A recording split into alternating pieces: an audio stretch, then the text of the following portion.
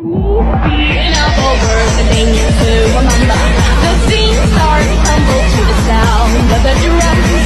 Oh boy, there ain't no need to fight a silent arrangement. It ain't no big thing, just show her love. Assalamualaikum warahmatullahi wabarakatuh. Salam, Om Swastiastu, Namo Buddhaya, Salam Kebajikan, Rahayu. Perkenalkan, nama saya Muhammad Baik Hakim, NIM 1312300 dan rekan saya.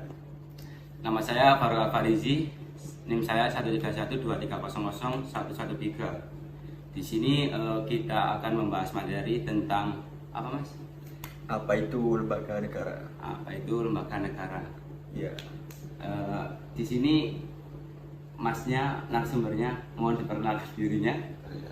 Perkenalkan, nama saya Irfan Prabu Dewara. Oke, Mas Saya Irfan. seorang mahasiswa Fakultas Hukum di suatu universitas. Langsung aja ya, Mas. Langsung saja, boleh. Gini Mas, jadi kita kan ada tugas ya Pak. Iya, guys. Tentang apa, Mas? Apa itu lembaga negara? Jadi Mas Irba ini sebagai mahasiswa Fakultas Hukum ya. Iya, betul. Kira-kira mengerti nggak sih apa itu lembaga negara? Lembaga negara yang saya pahami itu sebagai seperangkat alat negara yang difungsikan untuk kehidupan bernegara, untuk mengurusi kepentingan pemerintahan atau negara, yang pembentukan dan tugas-tugas wewenangnya itu sudah diatur oleh undang-undang. Itu yang saya paham. Lembaga negara ini setahu saya ada yang independen, ada yang apa ya, penyebutannya sama, pokoknya mereka itu pemerintah, mereka terus tidak berdiri sendiri, berbeda dengan lembaga independen. Independen itu kayak apa ya Mas? Kayak contohnya itu apa ya? Independen itu ini, lembaga independen itu lembaga yang kewenangan dan tugasnya itu diberikan oleh undang-undang khusus, jadi diatur secara khusus, iya. Dan yang diurusi itu lebih berfokus pada satu tujuan.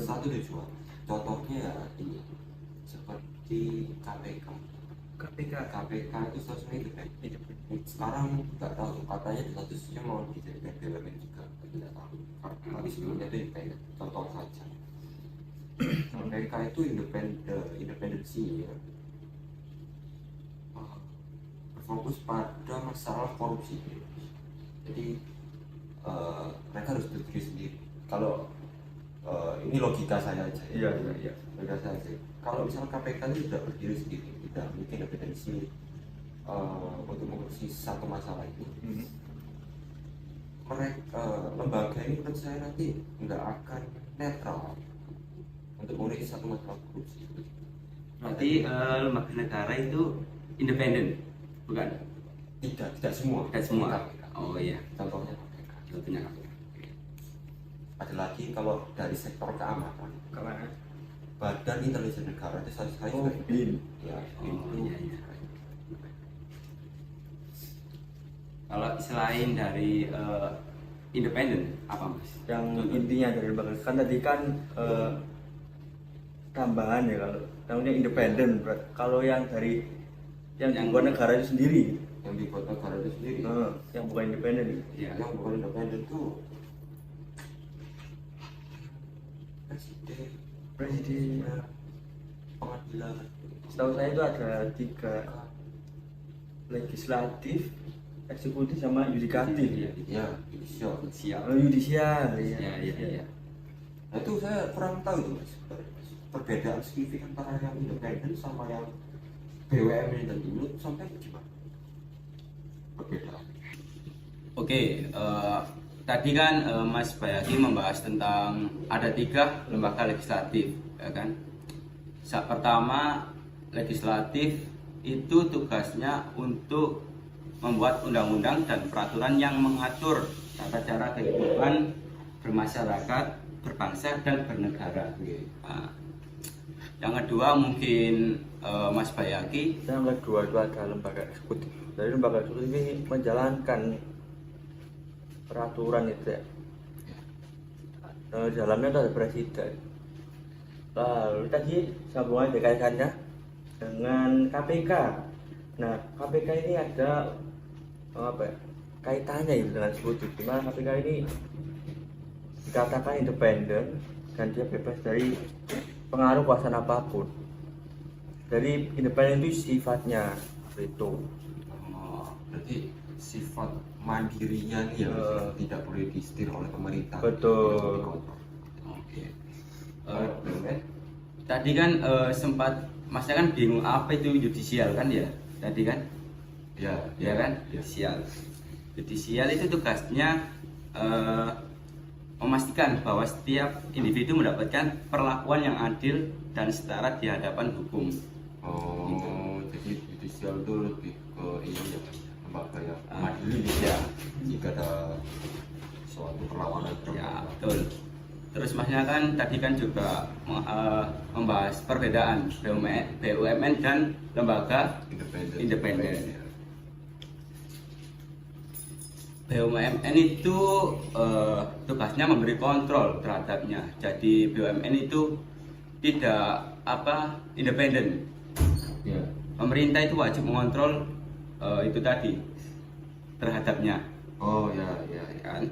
Kalau tugasnya contoh lah lebih tepatnya contoh lembaga independen kan seperti Komisi Nasional Hak Asasi Manusia Komnas HAM, Komisi Pemilihan Umum KPU, Komisi Ombudsman, Komisi Persaingan Usaha KPPU dan lain-lainnya. KPK tadi ya. Ya, KPK termasuk. Ya. Oke. Jadi kesimpulannya BUMN itu ini ya Mas ya, berarti lembaga atau badan usaha yang pemerintah itu wajib berikan kontrol gitu. Iya, betul. Kalau independen tadi pemerintah tidak boleh. Iya, khusus. Iya, khusus. Itu faktornya kenapa Mas? Pengaruhnya apa? Kenapa kok dibedakan? Kenapa kok dikhususkan pemerintah itu tidak boleh? Agar misalnya contoh KPK tadi ya. KPK kan tadi Komisi Pemberantasan Korupsi. Jadi misalnya ada oknum yang melakukan suatu penggelapan dana. Jadi lembaga KPK ini yang ada kaitan dengan eksekutif tadi ini tidak bisa karena dia independen sifatnya, tidak bisa mempengaruhi kekuasaan lain. Jadi walaupun oknum ini memiliki kekuasaan, dia tidak bisa mempengaruhi bagaimana kerja daripada KPK itu tadi. Ya. Agar netral itu ya Mas. Betul banget Mas. Mungkin ada tambahan lagi, Mas Yati? Cukup jelas. Sudah Mas? Sekian dari saya. Wassalamualaikum warahmatullahi wabarakatuh. Assalamualaikum warahmatullahi wabarakatuh.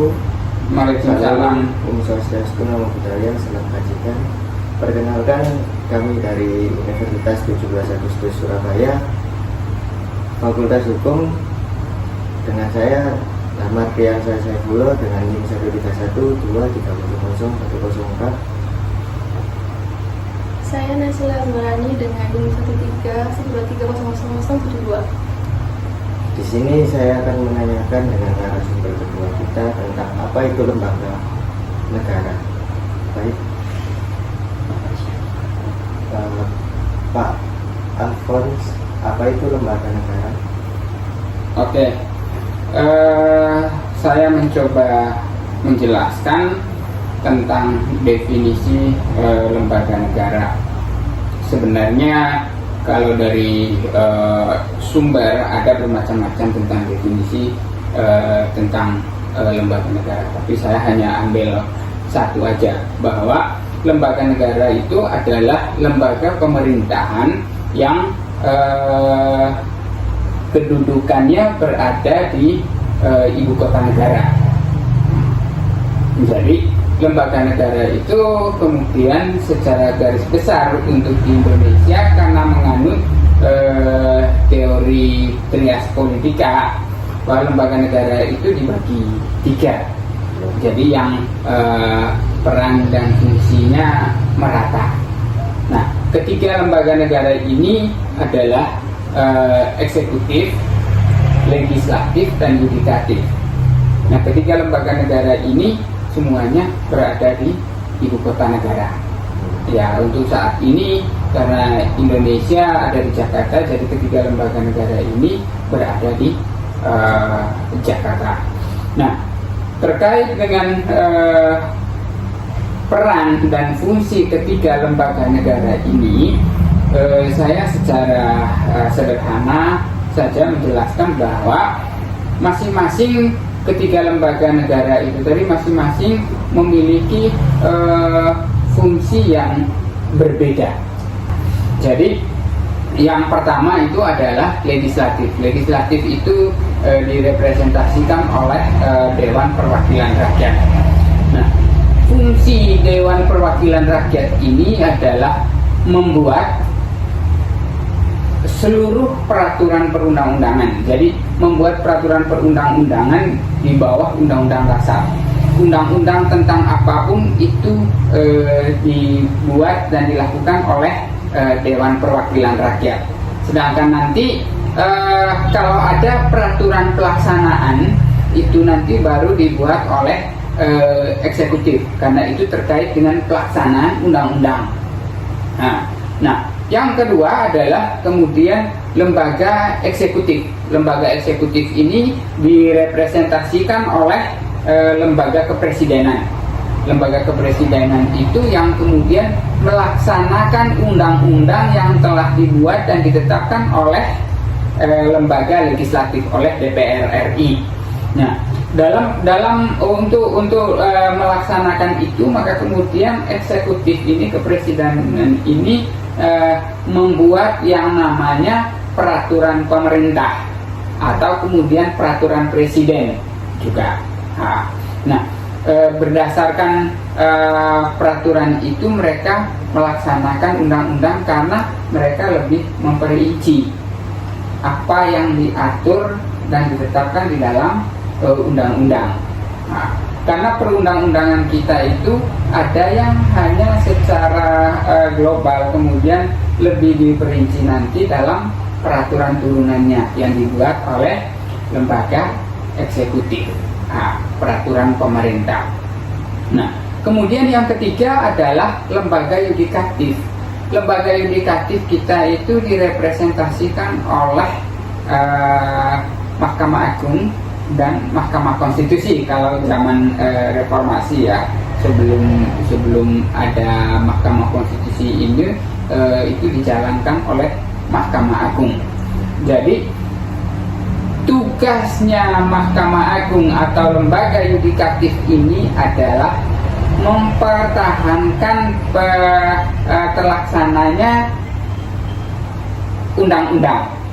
Jadi kalau istilah saya, mereka menegakkan terlaksananya undang-undang.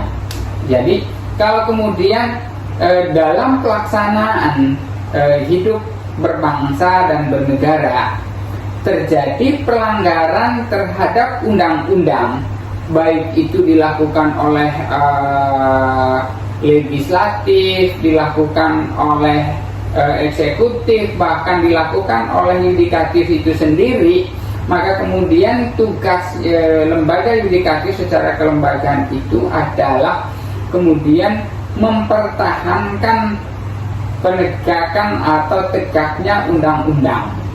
Jadi dia memutuskan bahwa ada terjadi pelanggaran terhadap undang-undang dan kemudian memutuskan untuk memberikan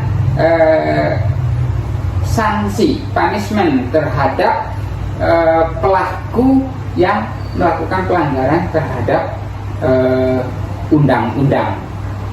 Nah, dalam konteks kemudian ketiga lembaga ini itu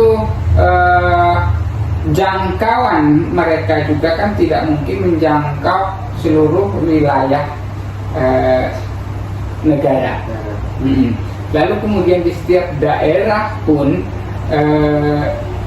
ketiga lembaga ini juga ada di daerah itu yang disebut, kemudian kalau eksekutif itu disebut gubernur untuk wilayah, kemudian bupati atau wali kota untuk daerah. Nah, demikian juga legislatifnya ada yang namanya Dewan Perwakilan Rakyat Daerah Provinsi, dan ada yang namanya Dewan Perwakilan Rakyat Daerah. Itu untuk kemudian membuat peraturan daerah di daerah itu. Misalnya di provinsi, Dewan Perwakilan Rakyat Daerah Provinsi, DPRD Provinsi, itu untuk membuat peraturan daerah yang ada di provinsi yang keberlakuannya melingkupi satu wilayah provinsi itu. Demikian juga kemudian gubernurnya melaksanakan peraturan daerah yang ada di provinsi itu yang dibuat oleh Dewan Perwakilan Rakyat Daerah Provinsi. Demikian seterusnya sampai kemudian Dewan Perwakilan Rakyat Daerah Kabupaten atau Kota. Nah, yudikatif eksekutifnya pun demikian. Jadi melaksanakan gubernur yang melaksanakan peraturan daerah provinsi, kemudian bupati atau wali kota melaksanakan peraturan daerah di daerahnya masing-masing atau di kotanya masing-masing seturut kewenangannya sendiri-sendiri. Nah, bukan berarti bahwa mereka juga ya tidak melaksanakan undang-undang. Tetap mereka juga melaksanakan undang-undang untuk yang di daerah. Demikian juga bahwa lembaga yudikatif itu juga punya struktur sendiri. Jadi ada Mahkamah Agung, kemudian Pengadilan Tinggi, kemudian ada Pengadilan Negeri. Itu sampai ke tingkat daerah. Nah, di yudikatif sendiri itu ada seingat saya itu ada 4. Jadi ada peradilan umum, pengadilan negeri, ada peradilan militer, ada peradilan agama, dan ada peradilan tata usaha negara. Nah, itu untuk yang di yudikatifnya sendiri. Itu ada yang namanya peradilan militer, itu khusus untuk mereka yang militer yang terkait. Jadi termasuk kalau tidak salah juga, tapi mungkin khusus untuk militer ya. Saya juga tidak seberapa tahu. Jadi kalau ada terjadi pelanggaran yang dilakukan oleh prajurit angkatan bersenjata, itu diadili di peradilan militer. Sedangkan kemudian pengadilan negeri itu untuk masalah-masalah pidana umum sama kemudian masalah-masalah perdata. Sedangkan pengadilan agama itu terkait dengan terutama terkait dengan masalah-masalah yang berkaitan dengan masyarakat yang beragama Islam, khusus untuk masyarakat yang beragama Islam. Setahu saya selama ini baik itu masalah perceraian, kemudian waris, kemudian sama anak biasanya, kemudian harta gono gini yang akibat dari perceraian. Kemudian kalau untuk peradilan tata usaha negara itu terkait dengan keputusan pejabat tata usaha negara. Jadi apabila keputusan pejabat tata usaha negara itu dirasa merugikan merugikan satu individu tertentu, itu bisa diajukan ke pengadilan tata usaha negara. Sejauh itu sementara seperti itu untuk tentang lembaga negara. Baik, mungkin untuk edukasi untuk masyarakat Indonesia tentang lembaga negara itu bagaimana? Edukasi tentang lembaga negara, ya sebenarnya ini peran dari pendidik ya. Artinya kenapa saya berbicara bahwa peran dari pendidik akademik, ya baik itu mulai dari tingkat dasar sampai kemudian tingkat akademi, universitas. Itu peran mereka untuk kemudian bagaimana mencerdaskan bangsa atau kemudian memperkenalkan lembaga negara ini, namanya, kemudian fungsinya, kemudian jenisnya. Jenis itu tadi dari teori itu ya, teori trias politika itu ya ada, kalau Indonesia karena menganut trias politika ya ada 3 lembaga negara itu. Jadi secara garis besar itu yang ada. Jadi DPR, kemudian Presiden, sama kemudian Mahkamah Agung itu untuk yudikatif, Presiden itu untuk eksekutif. Sedangkan terkait dengan edukasi itu secara praktek, kita setiap 5 tahun sekali ada yang namanya pemilu. Pemilu itu kan sebenarnya bagian dari mengedukasi masyarakat tentang, terutama kepada kedua lembaga negara. Jadi kedua lembaga negara itu adalah legislatif dan eksekutif. Nah, setiap 5 tahun sekali kita tentunya mengajak masyarakat untuk ikut berkontribusi dalam proses pemilihan lembaga legislatif dan kemudian lembaga eksekutif, terutama presiden dan wakil presiden, kemudian gubernur, wakil gubernur, bupati, wali kota, dan wakil bupati, wali kota. Nah, itu adalah praktek yang selama ini kita terapkan sebagai warga negara Indonesia. Nah, minimal edukasi dalam bentuk mengajak masyarakat untuk berkontribusi itu adalah bagian dari pendidikan yang menurut saya itu bagian dari pendidikan terapan sih. Artinya memperkenalkan tentang proses demokrasi secara keseluruhan itu ya bagian di dalamnya adalah memperkenalkan lembaga pembuat undang-undang dan lembaga pelaksana undang-undang atau peraturan.